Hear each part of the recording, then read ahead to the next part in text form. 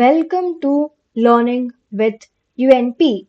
In this session of Python for Data Science, we are going to understand about do-while loop. That includes what is a do-while loop and finally what are the examples of do-while loop. Let's begin with understanding what is a do-while loop. Do-while loop is used to repeatedly execute a block of code as long as a given condition is true, similar to the while loop. The key difference is that a do-while loop will execute the code block at least once before checking the condition, because the condition is evaluated after the code block has been executed. However, it's important to note that Python does not have a built-in do-while loop like some other programming languages like C or Java.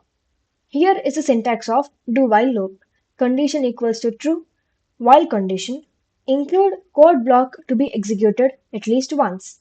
Then update the condition at the end of the block.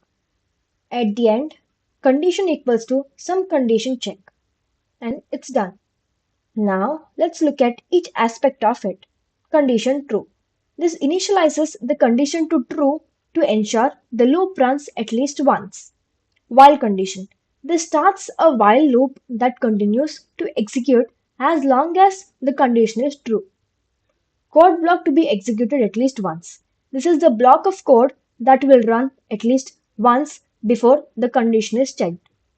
Condition equals to some condition checked. This updates the condition at the end of the block, simulating the behavior of a do-while loop. Now let's look at the pseudocode representation of it. Step 1. Initialize the condition to true to ensure the loop runs at least once. Means start by setting a condition to true to ensure the loop runs at least once. Step 2. Use the while keyword followed by the condition.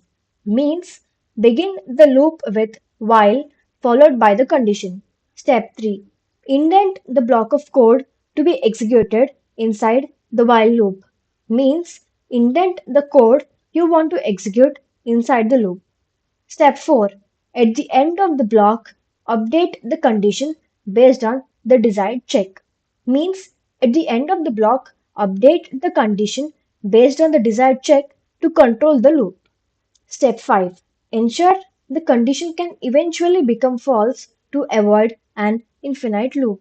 Means make sure the condition can eventually become false to prevent an infinite loop.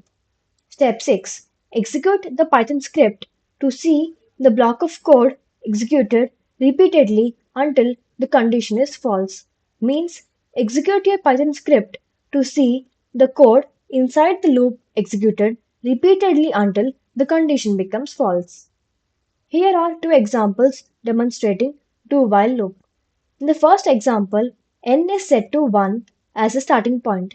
Condition is set to true initially to ensure the loop runs at least once. The loop starts with the while condition, ensuring it continues as long as condition remains true. Inside the loop, print n outputs the current value of n. N plus equals to 1 increments n by 1 in each iteration. At the end of block, condition equals to n less than equals to 8 updates the value of condition based on the desired check. The loop continues as long as n is less than or equal to 8. As n increases with each iteration, eventually n becomes greater than 8, causing the conditions to become false and the loop stops. Let's execute and check. As we discussed, this is the output. In simple terms, this example demonstrates how the loop runs until n reaches 8, printing each number along the way. Finally, in the last example, total is set to 0 to accumulate the sum of numbers. Condition is initially set to true to ensure the loop runs at least once. The loop starts with while condition, ensuring it continues as long as condition remains true. Inside the loop, this statement prompts the user to enter a number. Condition equals to num greater than equal to 0 updates the value of condition based on whether the entered number is non-negative. If the number is non-negative, it adds the number to the total. The loop continues as long as the entered number is non-negative. If the user enters a negative number, condition becomes false, causing the loop to stop. After the loop finishes, it prints the total sum of non-negative numbers entered by the user. Let's execute this. Let's give a number to enter a number negative to stop. Okay, let's give -2. It gave the answer as total sum is 2. In simple terms, this loop keeps prompting the user for numbers until a negative number is entered. Then it prints the total sum of non-negative numbers entered. This is all about today's lecture. See you in the next lecture. Thank you.